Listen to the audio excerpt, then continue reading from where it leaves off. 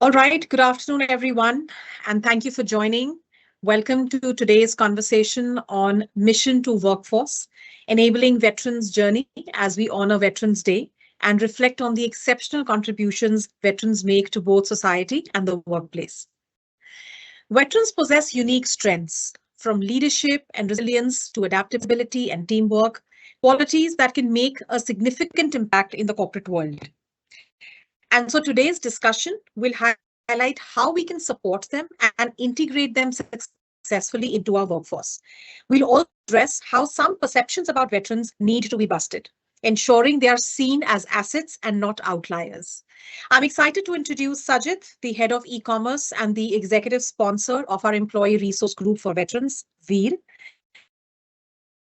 As a passionate ambassador for inclusion and with his deep commitment to the veteran community, Sajit is a perfect person to guide us through this important conversation. Let's explore how to make Mahindra Logistics a more veteran-friendly organization. Over to you, Sajit.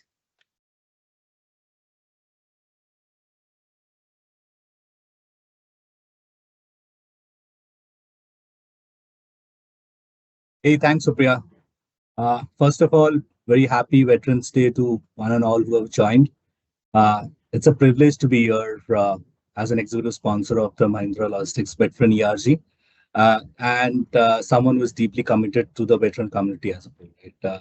Having closely worked with veterans uh, in my department as well as uh, veterans on the other side of like our partners, right? I have witnessed unmatched discipline, like leadership skills, problem solving, and most of all, I think integrity, right? The unmatched integrity that they come with. Uh, right at Mahindra Logistics, we strive to create an environment where veterans can, thrive and contribute to their full potential. Right.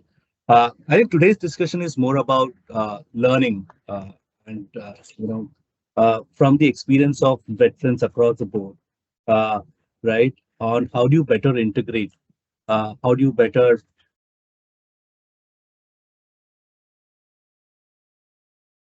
Sorry, are you able to hear me? Yeah. Okay. So this discussion is relevant to each one of us, right? Even if you're not a veteran, if you're a veteran, right? But it is a discussion for every one of us to ensure, right, or come up with ideas on how we ensure that veterans come up in the organization and will have a better way of working and help us grow, right? uh, i think we I think we have a great set of panelists who will take us through about their journeys here, right? And I would like to thank uh, Varun, Captain Varun Sharma, Major Namrata Das, Lieutenant Colonel Vinita Dalal for joining us and sharing their insights today. So thank you all. Let me just introduce all of them once, and then we will take over the questions. Right, Captain Varun has 15 years of experience in strategy, operations, and logistics across geographies. I think including 6 years in the armed forces. Post his MBA in Canada, I think he has worked across multiple organizations. Currently, as a director of operations in Amazon US, he's also especially passionate about helping veterans choosing the MBA route and check interviews, and he's been a support to all veterans across the globe to get into organizations. Uh, you know, Next is our own Major Namrata Das. I think Namrata is working with us in as an AGM in the procurement department. Uh, you know, her her career is about 13 years. Across armed forces as well as I think last 2 years she's been part of a drone industry, doing great things there. I think now coming here as AGM Capex, we think that she will bring her expertise, her rigor, her integrity, and make this organization a better place. And because as you know, right, cost is one major component for us if we were to grow, and managing cost is important for us. She's also a master in psychology. She's done a master in psychology, and you know, she's a project management specialist, also a neuro linguistic practitioner. I think it's a long list, but yeah, here she is with us. changing the world for us. Moving on, Lieutenant Colonel Vinita Dalal. I think she's a veteran with 23 years of experience in the Indian Army. Brings unparalleled expertise in leadership, operational logistics, and team building. A Kargil War as well as Operation Parakram veteran, right? She has been in like Kashmir or Northeast, wherever the army needed, she was there. I think she has trained over 2,500 junior officers. Currently, I think she's the founder of HV Soft Skills, and she empowers leaders, and with tools that will excel in their careers, that helps them excel in their careers. Right. So I think once again, thank you all for joining us here today on this Veteran Day. Uh, you know, uh, and, thanks once again. I think moving on to questions, right? Uh, I think first question I want to talk to Varun, Captain Varun Sharma, right? How has been the veteran hiring ecosystem in India evolved in the recent years, right? Are there any specific industries or roles where veterans are making a notable impact? Okay, first of all, Sajit, thank you for the kind introduction. And I really appreciate the gesture by Mahindra Logistics for organizing this. Truly appreciate it. It speaks volume about the organization culture and the values that the team is building there. So getting back to your question, I'll share it from my personal experience per se. I transitioned from the military to corporate around 13 years ago. And when I was transitioning, what I noticed firsthand was there was lack of resources, lack of structured program, or there was very minimal conversation around like the veteran hiring in India. At the same time, when I was inquisitive, I was looking around like, okay, what is happening around in the globe? And LinkedIn was kind of new at that time. Got to know about the veteran hiring and the programs in countries like UK, US, and identified like they had a very well structured ecosystem established there. Military friendly companies are being provided tax incentives. Uh, they had like veterans that are being sponsored to attend the various prestigious university programs to do MBA and all. So this top-down approach, often led by high-profile government leaders, business managers, reflected that the organizations integrate with government, private sectors, and NGOs to support veteran hiring. So this inspired us to envision a similar ecosystem in India, and that is the birth of like M2C at that time. And over the past decade, I would say like I have witnessed remarkable progress overall all across India, different organizations. Companies are now more aware of the veteran skill sets such as discipline, leadership, crisis management, and strategic thinking. Uh, Veterans too, over the period of time, have evolved, transitioning beyond traditional roles like administration and security into domains such as supply chain management, operations, cybersecurity, cloud computing, logistics. So overall, the corporate mindset, the way I've noticed, is like shifting from plug and play candidates to value diverse, out of the box talent pools.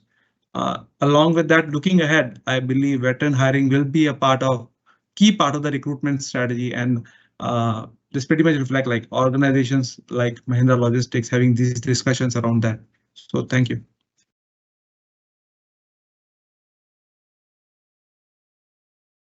Great, Varun. I think the armed forces are also changing, and they also bring the adaptability to change. I think that is one of the biggest learnings that we have got. Right, you guys are like, you guys are put into any situations and you will thrive there. Right, so I think, and also the hiring ecosystem across multiple sectors. I've seen that veterans being hired to take up leadership roles.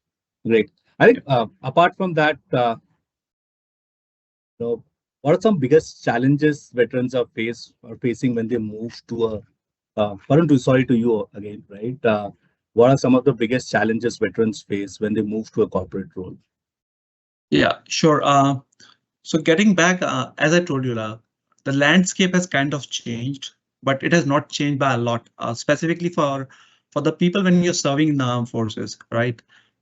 It's a very you can say like highly restricted environment. You don't share a lot of information around like what do you do inside the armed forces, what roles do you have, and how do you add value to the organization. And so in a nutshell, there's lack of awareness on the veterans part, specifically around like no prior exposure to the corporate world. There is very less interaction on a day-to-day basis about like what all corporate functions exist, what all teams in the different teams or different functions in the corporate do. For example, I'll again pick up myself. I had no clarity, like I had never stepped inside a corporate building or a office before leaving the armed forces, right? I had several friends who decided to take different paths, not to join the armed forces. So we used to generally connect. Some of them are in consulting, and I saw like, okay, what do you do and all, but got some tribal knowledge through there, but had very lack of awareness overall. Along with that, one of the basic thing when you're looking to transition, you have to summarize all your achievements, your experience in one pager or two pager, right? What you call a resume. But in the armed forces, there is nothing called resume. You never work on that. So when a veteran is trying to, when going through the journey of transition, they don't have any clarity on like what all to put in the resume. So that is another like major barrier that people face, like what all information to add, how to like reflect your skill set in a language that the people in the corporate can understand. Along with that, interview preparation. I don't remember like if I ever give any interview after joining the armed forces. The last interview that was when I immediately graduated from college and went through the SSB. That was the last interview. It was a very different kind of interview. After that, when I was in the army, no interview anywhere, no discussion. So definitely like interview preparation, like experience in like corporate style interviews. So the military culture of prioritizing the team over individual accomplishments. So for example, in the corporate, you're talking about individual accomplishments, how somebody added value to the organization. But when you look at the environment in the armed forces, it's more of a team-based approach. People generally come across like we achieved this instead of I. So understanding how to reflect your individual accomplishment, that is another like challenge that people face when they move around. The last piece that I'll say like the cultural shift. So military life, military is a way of life, right? You emphasize community living, shared responsibilities, and I'll say like strong camaraderie. Whereas transitioning to a corporate environment wherein you work a specific schedule in a set culture for different organizations have different cultures, right? So emphasizing a more of an individualistic approach and adapting that culture are some of the challenges that I see veterans faces when they transition from the military to corporate.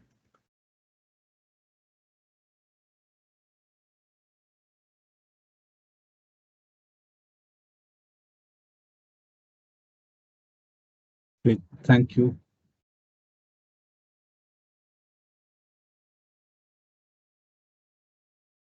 Okay, thanks, Varun. I think you've cleared most of the doubts that we had. At least I had. Right? I'd always had this thought, okay, what do you guys go through when you come from an armed forces straight to a corporate? It's like very clear. Moving on, Colonel Vinita Dalal, right? How can companies address biases and reshape perceptions about veterans to ensure that they are seen as assets rather than outliers?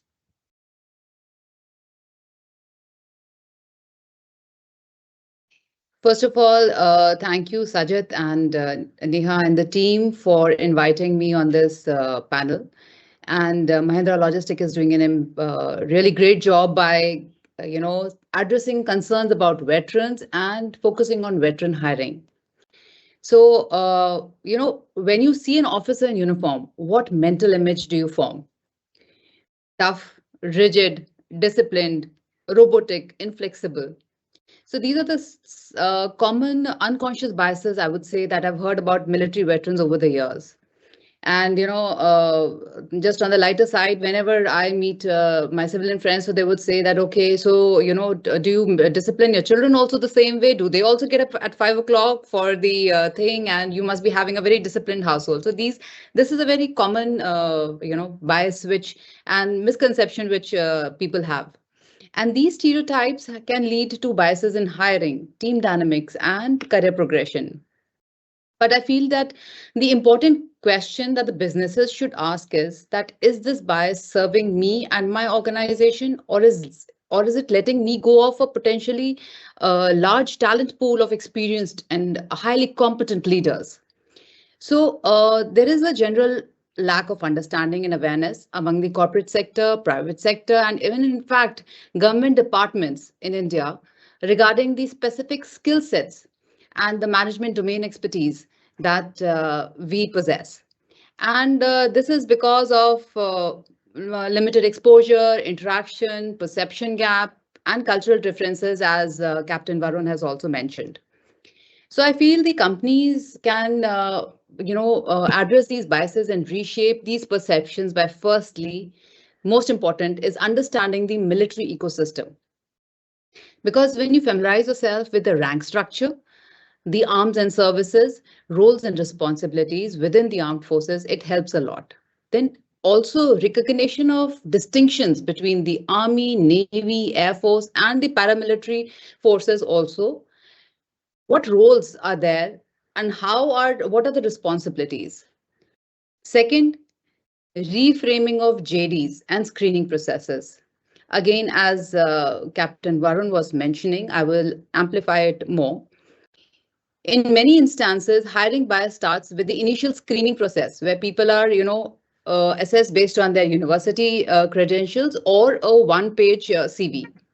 So taking this approach will immediately see many talented veteran candidates being overlooked as they don't fit in the traditional mold that we call. So you need to tailor job descriptions to highlight the transferable skills and expertise which are relevant to the role, using the terminology that resonates with the military personnel. Third is, I feel understanding a candidate's previous role will help you identify the transferable skills relevant to your organization. If a veteran is new to the civilian workforce, they may not know exactly what their skills fit. So creating opportunities to showcase them is essential. Ask them questions focused on the soft skills. And suppose I am from the logistics stream of the Indian Army. So if I interview for a job and if you ask me my role, you will be able to understand how well and what kind of an inventory that I have managed, what crores of rupees and how I have done. So with that thing in mind, you will be able to see where I fit in your organization. Next, important step I feel is sensitivity training for the existing employees, because this will help them understand the challenges that the veterans face transitioning into a civilian workforce. And it will also help dispel some common misconceptions. If you have veteran-friendly recruitment strategies where you are leveraging military-specific job portals, social media platforms, and veteran networking events to connect with potential candidates, that too will be a big help. When in the organization, foster a veteran-friendly workplace culture.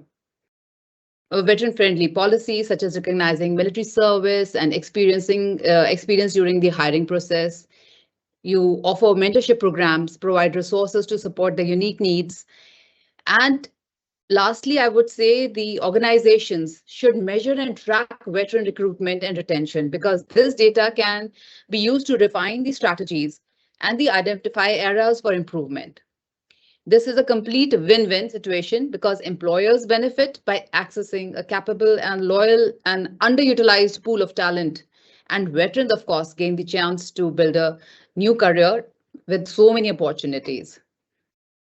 That's it. Over to you, Sajit.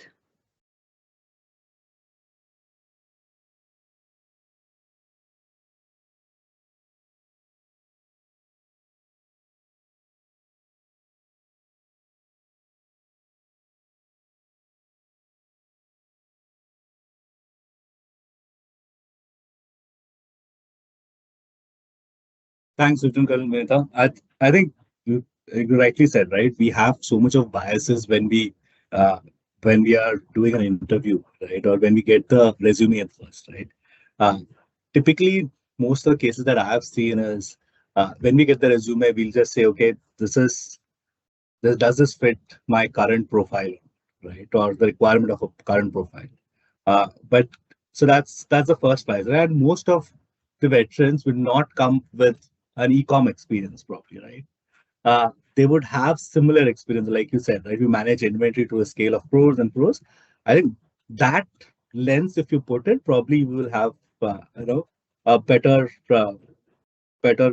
hiring ratio, probably in that sense. So I think for this entire group of people who are hearing us, I think biases is one thing that we'll have to keep in mind when we are actually, uh, hiring veterans. Moving on to Major Namrata. Namrata, I just want to understand your journey and what has inspired uh, you to transition from military to corporate world, and what's the most surprising part of the journey for you? Firstly, thank you, Supriya, and thank you, Neha, for this opportunity. And Sajid, thank you for that wonderful introduction. So yeah, coming to my personal story of transition, I have a threefold journey on how I decided to come out from the beautiful atmosphere of military life, where I have been there for the majority part of my life, born into an army family with generations serving in the army. So I have never seen a civil establishment, let alone a corporate office before coming here. So, first of the things that inspired me to come towards the corporate world is while I was looking after the supply chain and ERP implementation within the army, I was exposed to the world of new technology that is evolving, the AI, blockchain, ERP solutions, etc., which was fascinating how we are doing manual work. That work reduces down to such beautiful automation, and there are such innovative solution to all the things that we do in our day-to-day life. And although armed forces is a beautiful organization, there is one part where we are so much closed off from technology. So technology doesn't form a part of our life. And as and when I was getting fascinated with technology, the AI and all those parts, so I thought that this is a time that I should make a transition so that I can also learn in and grow towards this direction. Secondly, in the armed forces, as the idiom says, that jack of all trades, master of none. I know that's the half of the idiom. I'll come to the rest later. But jack of all trades, master of none. But somehow, at the juncture of 10th year of my career, I realized that although I'm growing horizontally, I would like to have a vertical growth where I develop a niche for myself and I can be a subject matter expert in one particular domain. So, combining both love for technology and that hunger for this vertical growth and in-depth understanding of my niche, these were the two factors which seriously motivated me to venture outside. And also, it's a very personal perception. The third point that I'm going to say, which might come across quite funny. So, one day sitting at one of my civilian friends' apartment on the 20th floor in a city like Mumbai, so, and then going back to my very remote location where I had to count days when I can go out and see the civil world again. So that was another thing that I felt that so many years that I have been in the locations like this is, I think, a time when I may like to come towards the city life and explore the life how it is. So this is my three reasons, along with many other, but these are my highlights why I transitioned into the corporate world. And surprises, oh well, so surprises have been manifold. On a serious note, when our CVs, as Captain Varun was pointing out very rightly, and Colonel Vinita also said, that our CVs do not translate and our ATS. So biggest challenge and biggest surprise was ATS. This three letters and alphabets had taken away our sleep, have given us sleepless nights and taken hours and hours of reiterations of resume trying to crack this wonderful enigma called ATS. Almost it felt like we are in that imitation game where we are trying to evolve as an all ATS is evolving, and make our resumes just match that and translate to that. Another surprise was somehow some of the places where I had an exposure, early exposure, where we had gone through 2 to 3 rounds of interviews and things were going well. And then suddenly there is a word called domain knowledge. In banking sector, they will ask for domain knowledge in banking. With 10 years, 15 years of service to the country, how do we bring in a domain knowledge towards banking sector?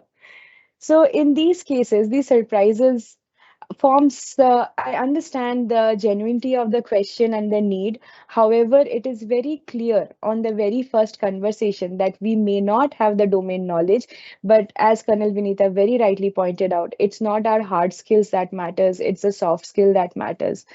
So focusing more on the soft skill and the adaptability and the learning part of it maybe is something that there is still a lack of understanding in the environment, and that has been quite a surprise that somebody confusing between a subedar major and a major and asking them for an equal uh, the platform to be compared with.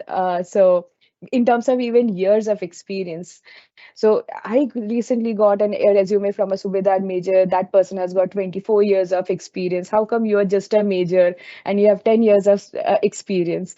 So this lack of understanding and gap is just one Wikipedia click away, as Colonel Vinita was telling, that understanding the rank structure and the different arms is also something that is required by those who are open to veteran hiring, or at least giving a equal opportunity to veterans to apply for these jobs. So yes, that was a surprise. And again, on a personal anecdote, the lift at Mahindra itself was a surprise to me. How I got drawn to technology and came outside, the technology became one of my biggest surprises. So I went up the lift 3 to 4 times, unable to find the button of the lift, which was located outside.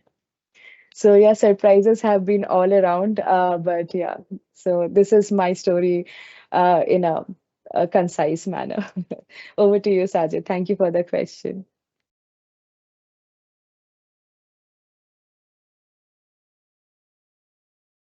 Sorry, a quick one again, Major. I think if you could just quickly, uh, talk about your skills that you've gained, like crisis management, teamwork, or decision making. How has it helped you over your 2 to 3 years in the corporate world, right?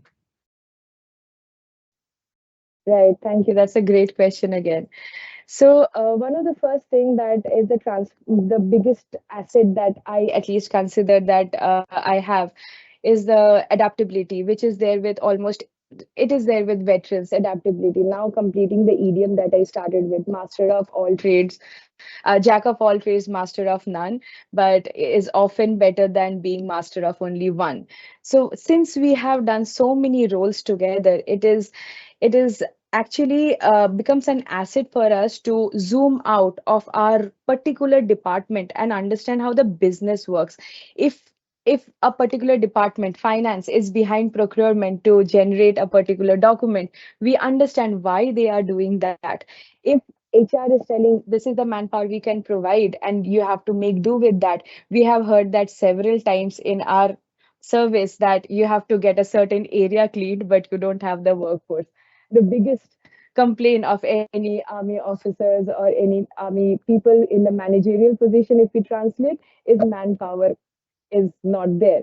So we understand the how do I put it, the constraints, and we try and understand how to adapt to it, because rather than fighting that, we try to find a way around. That is another thing of the adaptability, that is the pivoting.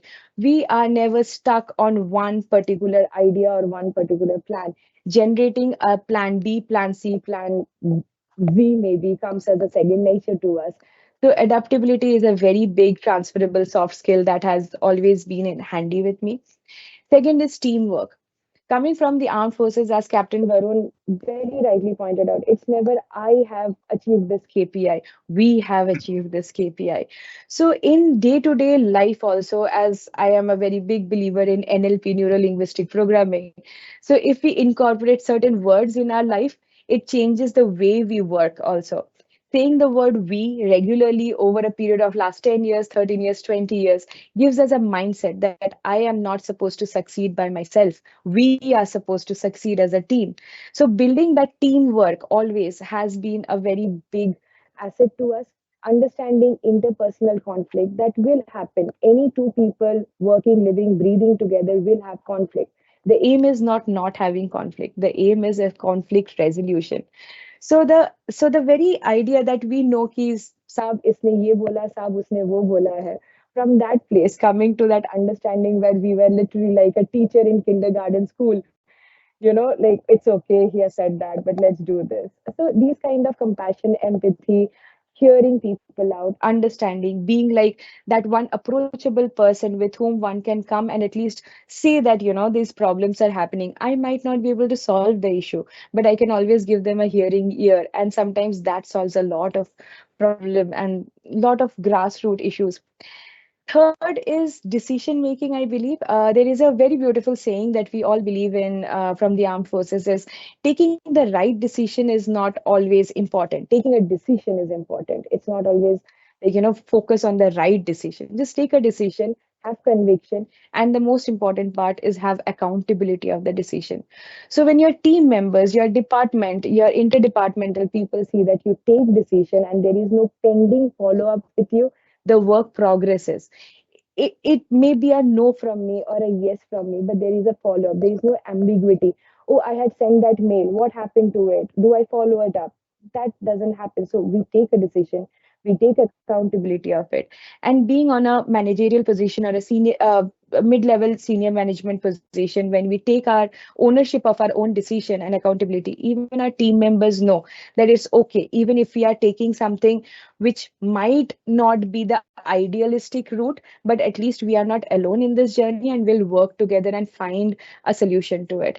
So this quick decision making, team building efforts, having that compassion, compatibility, these all things comes together and makes a very big there's a jadoo ka jhola, if you may, from where we can pull out anything from that hat and try and solve whatever it is as a team and not as an individual contributor. That is how we get the KPIs faster when we work together.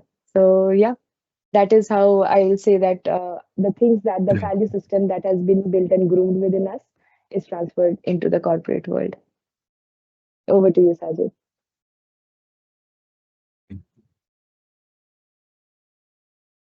Thanks, Namrata. I think it's like very clear. Moving on, right? Over to you, Varun. What strategies can companies adopt to create structured career pathways, right? That will help veterans, help them succeed and grow in the corporate world. Yeah, great question, Sajit. And the way I share with a lot of people that the journey pretty much start for a veteran, for any organization to absorb a veteran. It's before hiring it. So there are pre-hiring strategies and a lot of points that we covered around sensitizing. Colonel Vinita sharing about making changes in the JD, keeping it open-ended, basically looking at the transferable skills. So once you have jumped across that and you are at a phase of like onboarding the talent. So the way I explain to the folks and from the strategy perspective, it's four ways, four A's. Starting with assigning. So when you have a veteran joining your organization, for example, if I joined a company, it will always help if I have an assigned mentor or a buddy who understand who's who in the organization, who can make introductions, who can even like inform about like different jargons that are being used in the organization. What are the frameworks? What are the processes? What are the tools that are being used? Because you haven't done that in the armed forces, so that will be a very unique experience for a veteran when you join. And when you have somebody who is there to help you out, who can answer your questions clearly and provide you the right inputs, they'll really help out. Moving from assigning a mentor or a buddy, going to acclimatizing, make them understand their role in the company. Now, when a veteran will join, if they will see a problem, they will try to do everything that they can based upon like their tool set.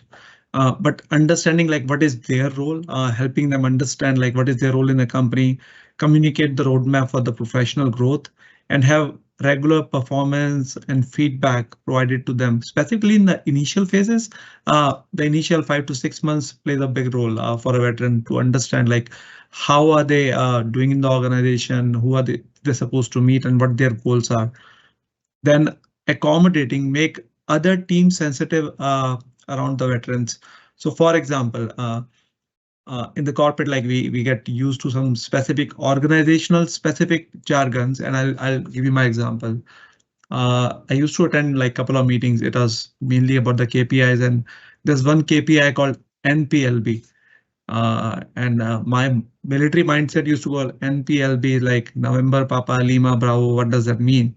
But NPLB in my workspace means like no package left behind, right? So that you're shipping all the packages to the customer. But it took me some time because everybody over there is talking about NPLB or like 100%, 99%. But till the time you don't understand those jargons, you cannot like succeed into the role. All right, like it's important. It's part of your job. So accommodating, helping the team understand, okay, what does these terms mean? Give them time to understand and communicate with each other. And the last piece that I say like absorb, engage and involve the new hires. Specifically, if you have a new hire joining your team, engage and involve those new hire in the maximum meetings. Just give them like give them a seat, like let them sit over there and ask them to just hear the conversation, how the people are talking, how they are putting across their point, so that they will better understand and integrate. They'll follow the structured onboarding program designed by the specifically like teams. There are the specific organization, and I'll put a shameless plug like M2C specifically like creates a program for the organization, like how to integrate the veterans.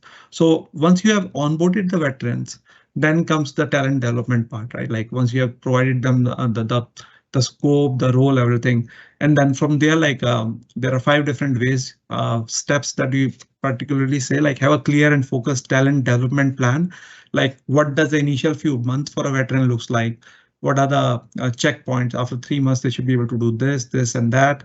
Moving from there, like training gap analysis, where they are lacking, what area needs to be covered, and building a start to end framework. So once you provide that to a veteran, okay, this is they are very mission focused individual. If they are aware about, okay, this is my start journey and this is where I should be like 6 months later on. So having that clear framework, like what should that journey looks like, what are the things they are supposed to achieve. It is not different, like we work in corporate like that, but having a veteran specific, keeping in mind like what their journey has been, and encouraging them to be part of like various employee resource groups. If you have a veteran employee resource group, make them part of that so that they can discuss and like take the feedback from over there. So those are some of the things that I see like that really helps the organization to like develop this talent. And you will see that once you've done that, you are able to retain that talent. That goes a long way, because it takes a lot of time to like build and develop the talent. But once you can't retain it, then you have to do that watch, rinse, repeat exercise again.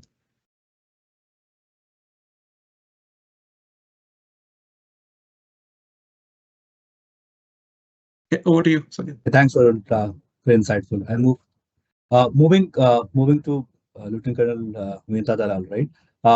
From your experience as a corporate trainer, right? What kind of skill building programs are most effective in preparing veterans for corporate? This is a very pertinent question that you've asked, Sajit, because each year there are approximately 60,000 to 70,000 military personnel transitioning from the armed forces to the civilian employment. And according to surveys, 91% of veterans report difficulties when they're transitioning. So what most military people, when they're transitioning to corporate world, they don't realize is that military folks and civilians often speak two different languages and communicate on different planes, right? So that is why there is a strong need for tailored programs to bridge the gap between their existing capabilities and the corporate expectations. So here I would like to say that skill building programs must focus on both hard skills as well as soft skills. Hard skills as an industry specific training and technical certifications, maybe in areas like IT, data analytics, project management, etc., which can align the veterans with the high demand corporate roles. Soft skills, emphasizing communication, where civilian jargon, as Captain Varun just said, things like when I came, for a lot of days, I was wondering what is ROI. Then I kept wondering what does they mean EOD. So okay, so those are the things, then you're just, because in the army the jargon is very different, and here it is very different. So that kind of a communication training for them. Then adaptability and teamwork in a corporate context, which can ensure that the veterans are seamlessly integrated. Also, you should have targeted corporate training programs, which play a crucial role. Like I have been a part of a lot of these training programs where, we have done programs for resume building workshops. Because veterans often struggle to translate, as we have discussed, their military achievements into corporate friendly resumes. So interview preparations, mock interviews, and role-playing exercises can help veterans understand corporate expectations, cultural nuances, and the importance of articulating their skills in the business terms. Then networking is a critical skill in the corporate world, and but many veterans are unfamiliar with its importance. So programs can teach them how to build and leverage professional networks. The one major thing which I find is that as veterans, as army officers, we are not on the social media much except for maybe WhatsApp. So veterans often lack their strong online presence. So training them on how to create a compelling LinkedIn profile, having a strong personal brand, including highlighting their transferable skills and achievements, that can significantly improve their visibility to the recruiters. And all these things will help them with their job strategies. So I think these are the workshops that we are aiming at when we think of skill building for the veterans. Over to you, Sajit. Thanks, Vinita. I think you've solved two problems for me. One is my HR always keeps on saying, "Yaar, log nahi mil rahe." Right? I hear like we get 60,000 of you guys, veterans coming out of it. So you've solved one big solve problem for me. So I'll just push my HR teams to hire more veterans, right? Second, I think earlier Varun talked about support groups or ERGs, right? How that is helping. So uh, could you also let me know, or let us know on what role do mentorships or peer support play in easing the transition for veterans? And how can organization build these networks or better build these networks? See, for many veterans, the transition from the military service to civilian life, it is very challenging and also an isolating experience, as the two worlds we've discussed are significantly different. So mentorship and peer support groups, they offer a very valuable resource for veterans. Peer support groups provide significant mental health benefits also, because connecting with others who understand their experiences, that helps veterans feel less alone. Then they are able to express their emotions and share the effective coping strategies. Also, it provides a platform for sharing experiences, offering mutual support, building a sense of community. So mentoring can help veterans become quickly adjusted to the company. Like in the army, we always have there's something called as a buddy system, so, or a senior subaltern system. So when you go to a unit, you always have somebody who is there, who's guiding you and who is showing you the how the place works and how things are there. So that kind of a mentoring and a peer is system is required here too, because the company, its culture, when you have a mentorship, it is better able, they are better able to understand the culture, the differences in working in a civil organizations. And for this, organizations can consider, large group strategies. You could have mentoring groups, you could have mentoring circles or ERGs. And senior veterans in the company would be the best resource to lead these strategies, and these mentor groups. And also with mentoring groups and mentoring circles, you can create one-to-many or peer-to-peer mentoring opportunities that allow, the senior veterans to help the people who have just joined in. Also, they serve as a valuable resource for employees also to better understand and address that the unique challenges that the veteran are facing. And in the long term, I feel mentoring programs will help you get the most out of these incredibly talented individuals and pull them directly into the leadership pipeline. So yes, mentoring is, I think, the key for making a veteran feel part of the organization. And also, while support network is the aspect that will keep them going. Over to you, Sajid. Okay, thanks, Vinita. I think over to Captain Varun, right? Varun, are there any global best practices or innovative programs that Indian companies can adopt to strengthen veteran hiring and retention? Yeah, so yet again, great question. So there are a couple of global practices that I can share specifically. Like, um, if you will see, a couple of organization these days comes along with like dedicated veteran hiring pipelines, and I can give you a specific example. Like, for example, Amazon has this military pathways program. This program is specifically to recruit veterans into the leadership roles, offering like tailored onboarding and mentorship and all the points that we covered pretty much about like assigning a buddy, sharing a clear roadmap. It is a very structured program, right? There's an organization called Northrop Grumman. It's also a US based organization. They have a dedicated hiring pipeline called Operation Impact. Again, like focuses on hiring wounded veterans and providing accommodation for sustained employment. Uh, so veteran hiring pipelines is one. That is one practice. Along with that, the other one that I see is employee resource group that we talked about. So just to look at like, and these are like shamelessly like looking at what these organizations are doing. So Microsoft has like military affairs group that supports veterans with training, networking, and leadership opportunities. PwC has PwC Veterans Network. That is again a global group. Uh, it is being adopted in India as well, I believe, providing mentorship and advocates for veteran inclusion within the workplace. Moving forward, some of the practices are like partnering with veterans organization. Again, a shameless plug, and bias as well because I started M2C 13 years back.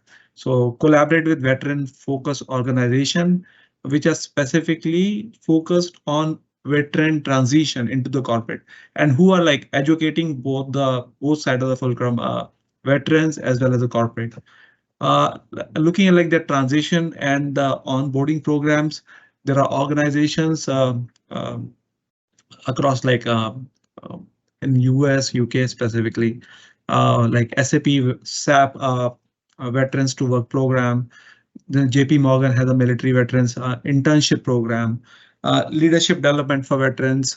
GE has, so there are a couple of organizations that has rolled out some of the best practices. So in a nutshell, if I'll cover like key takeaways from all these like global organizations, customization, tailored programs to veterans, unique needs and skills that aligns with your organization goals. For example, if Mahindra Logistics, as the name goes, into logistics, so what area to tap into from the veteran community, specifically looking at like what skill set do they bring in. Then looking at the support networks, building community and mentorship opportunities for the veterans. Uh, Clear career pathways, offer development programs to the veteran that lead to leadership roles in the organization because it's a straight transferable skill. They come from a leadership position, they can lead the teams, helping them understand how can they imbibe the skills and like get into the leadership position in the organization. And lastly, like continuous feedback, how are they the veterans are getting the feedback, and that is where like those employee resources group, mentoring, buddy system that plays a big role. So by adopting these practices, I believe like organizations can create an environment where veterans can thrive, contribute using their discipline, leadership approach, and overall like all the things that they learn in the armed forces. Back to you, Sajid. Thanks, Varun. I think we have a couple of questions the team has posted. Uh, I open this to the group probably if anyone is interested, just raise their hands and we will probably go ahead, right? So I think the first question is, you know, how can organization measure the success of veteran hiring initiative beyond just numbers? Is there any other metric that we have to solve?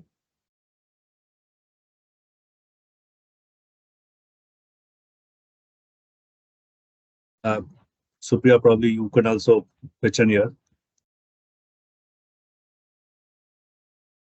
I Yes, think okay. absolutely, Sajid. I'll get you. Yeah. I'll respond to this probably. Right. So I think uh, Varun, you want to you raise your Yeah, hand? I just I can share specifically okay. talking Fine. about. Good. Go ahead. Yeah, sure. No, I can take the first part and then definitely like go ahead.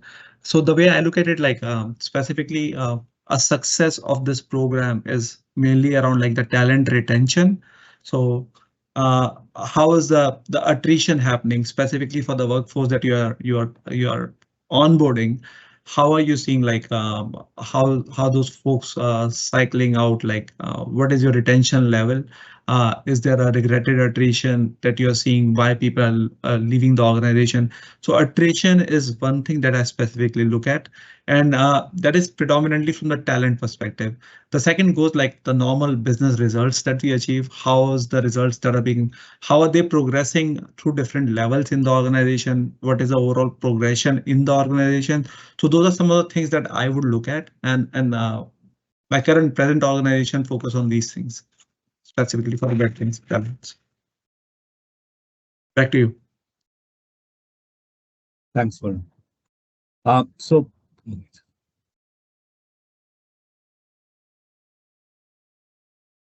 So I have a couple of points. I think there are 2 points. Right? One is more of internal, right? First is how is an organization that we have uh, invested in veterans. I think that would be one metric that I would, the number of trainings, right? Or what all changes that we have done, what are the different sectors we have moved that person in, and how well we have accommodated that person. Second is more of it is not a short-term thing. I think we should look at from a long term. Uh, One metric could be how many leadership positions in this company are taken by a veteran, right? So I think that's when we have retention of people and growth. I think both of them could be looked at from that way. I think okay. Moving on to the next question, probably I think there's last one that we could take this positive of time. Uh, I think it's more towards Varun, right? Varun, the question is to you: what is the one skill that you have developed during a time in the armed forces that you think every organization would value more? I One skill that I believe like that military has really helped me to develop over the period of time, and I share it all the time that I would not have been the kind of a leader that I am currently if I would not have served in the armed forces.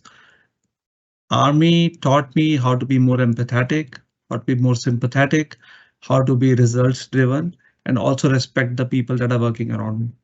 And that has helped me by a great deal. I understand like studying, doing MBA and all that has helped overall in the progression. But I would not be able to progress at the level if I would not have had the leadership skills, understanding the people and driving results through working alongside them, irrespective of the level, whether I'm reporting to somebody, upward management, downward management. But that is one skill that has really helped me to like progress. And I would not have had learned that if I would not have served in armed forces. Great.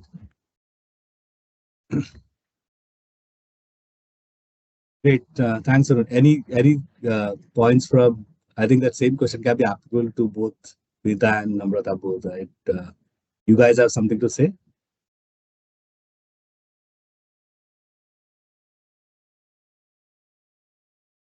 You just have to put your hands up, and then probably we could.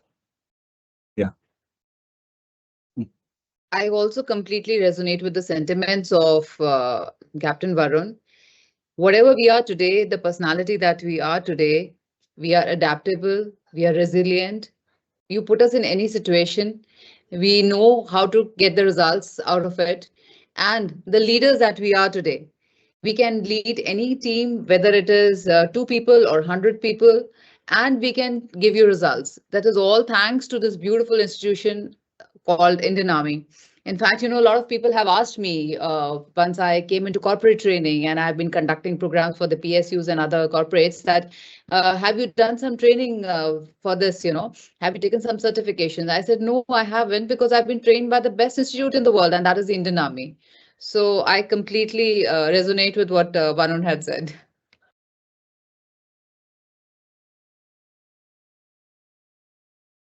Great.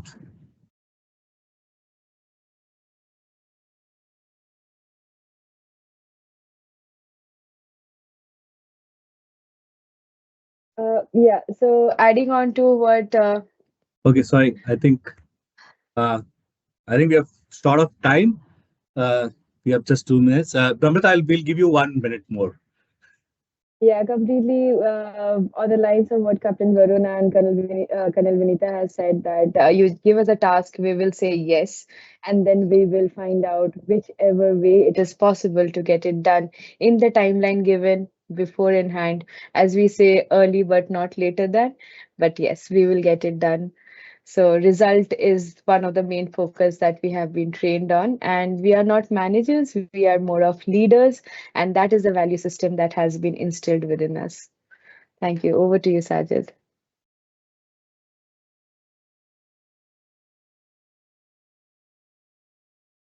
Thanks, Namrata. I think we had a great session. Uh, I think we covered the entire spectrum of, from where we hire to what are the challenges that people face, so veterans face, and how do you take this forward? Right? I think the structure was beautiful. Okay, so what I have learned from this, I think one is we have to invest and assure veterans who come in, invest in them, right? Make them equipped to handle the corporate world, like Varun said, right? He was not aware of what are the functions and how a corporate office looks and everything, right? So I think that assurance is required from our end, right? The next biggest point, I think, is the bias, right? How do you remove biases so that we can have a better intake of people, right? I think that is the single largest blocker for me today on hiring veterans, right? So I think that we should remove, right? I think that's third probably is how do you track retention, right? I think Colonel Vinita was talking about how do you track retention and ensure that we are tracking progress. And Varun also said about how do put in places or a framework, which is my fourth point is how do you put a framework for them? Because I think veterans as such have been used to getting orders from top to bottom, right? And then they have a framework to work with. And I think that similar kind of framework will be required for them, at least in the first part of their career, so that they can then work towards those and achieve those, and then probably get gelled into the corporate culture. I think those are my four learnings. Anything, Supriya? I think all of you probably, if you have anything else. Uh,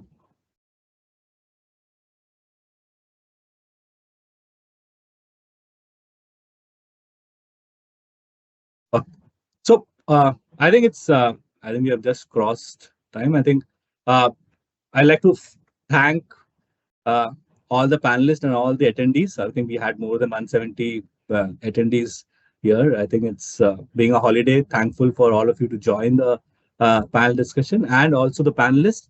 Very heartful thanks to Captain Varun Sharma, Major Namrata and Lieutenant Colonel Vinita Dalal for sharing your incredible journey with us and offering actionable insights for us to take this ERG to a better place.